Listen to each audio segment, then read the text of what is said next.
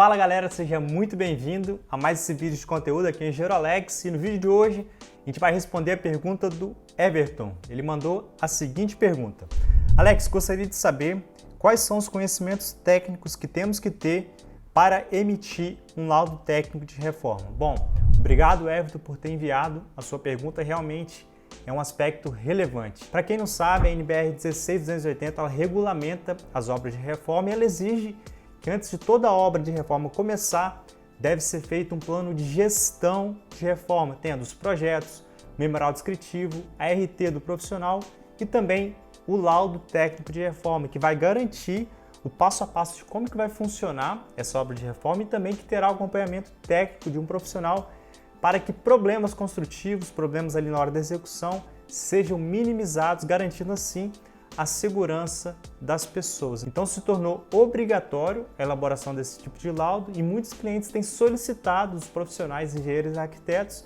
esse tipo de laudo de reforma. Para começar a obra de reforma, tem que ser entregue ao síndico ou administrador de condomínio esse laudo técnico de reforma. E para responder a pergunta do Everton, quais são os conhecimentos técnicos que a gente deve ter para emitir um laudo técnico de reforma, aqui eu separei os 4 principais aspectos que eu considero que se a pessoa tiver a base desses conhecimentos, ela já está apta a elaborar os seus laudos de reforma.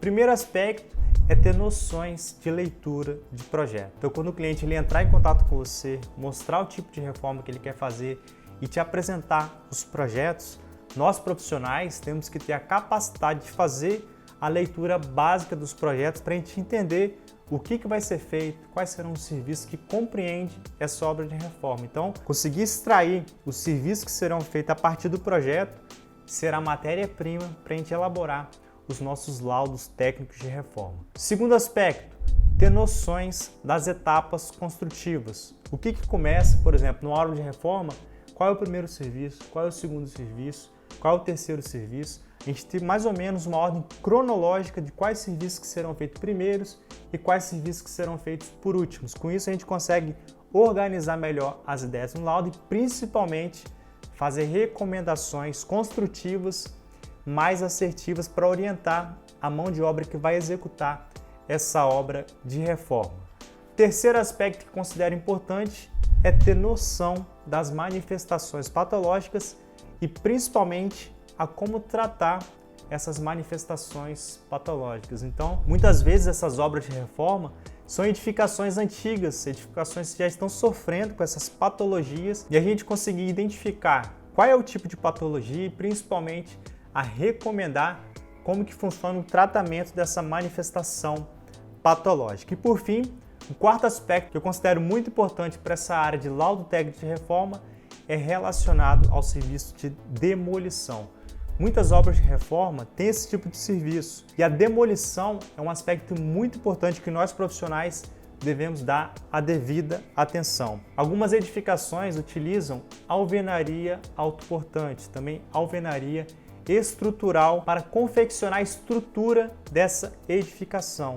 E essas paredes, ao serem demolidas, requerem uma atenção redobrada porque muitas vezes, antes de fazer a demolição dessa parede, deve ser previsto e feito um reforço estrutural. Então, quando surge para a gente essa demanda de demolição, temos que ter muita atenção e identificar, bom, é uma alvenaria apenas de vedação e eu posso demolir sem perigo algum, ou é uma alvenaria estrutural que eu devo analisar se pode ou não ser demolida e caso a gente decida demolir, se precisa de um reforço estrutural e qual é o tipo de reforço estrutural. Então, essa noção de demolição é muito importante que o profissional que atua nessa parte de laudo de reforma, que ele saiba identificar qual é o tipo de alvenaria e principalmente se for alvenaria estrutural, se é necessário fazer o reforço e qual é o tipo de reforço estrutural.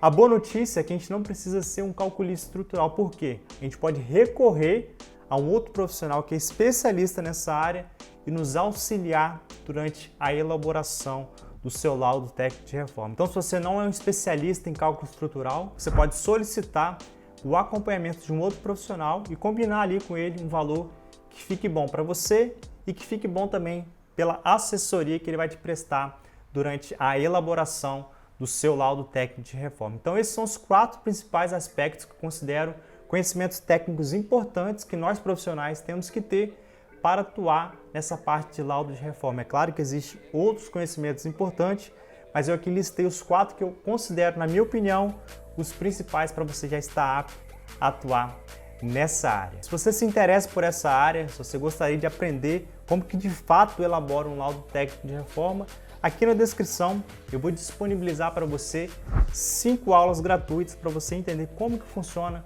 o passo a passo para você elaborar os seus laudos técnicos de reforma. Então não deixe de conferir aqui na descrição o link para você acessar essas 5 aulas gratuitas sobre laudo técnico de reforma. Então assim a gente finaliza esse vídeo. Eu te agradeço por você acompanhar a gente em mais esse conteúdo. Um grande abraço e até mais!